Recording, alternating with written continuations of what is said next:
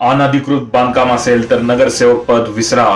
अनधिकृत बांधकाम असेल तुमच्या नावानी, तुमच्या पत्नीच्या नावानी, तुमच्या आई वडिलांच्या नावानी किंवा तुमच्यावर अवलंबून असणाऱ्या कुणाच्याही नावानी कालच राज्य निवडणूक आयोगाने यावर एक महत्वाचा निर्णय काढला आहे.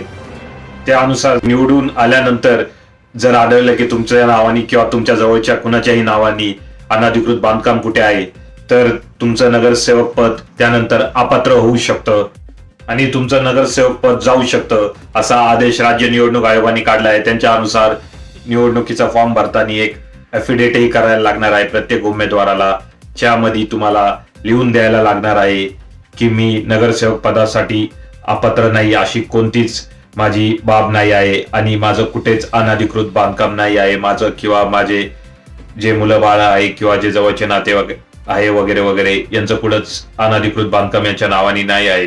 हे ॲफिडेविट, हे प्रतिज्ञापत्र ही जोडून द्यायला लागणार आहे निवडणुकीचा अर्ज भरताना.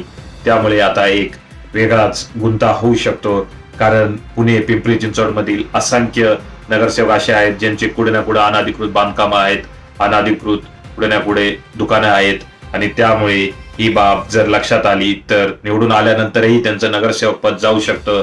अशी तरतूद आता स्वतः राज्य निवडणूक आयोगानेच केल्यामुळे सगळ्यांची चांगलीच गोची होईल. काय वाटतं याबद्दल कमेंट करा.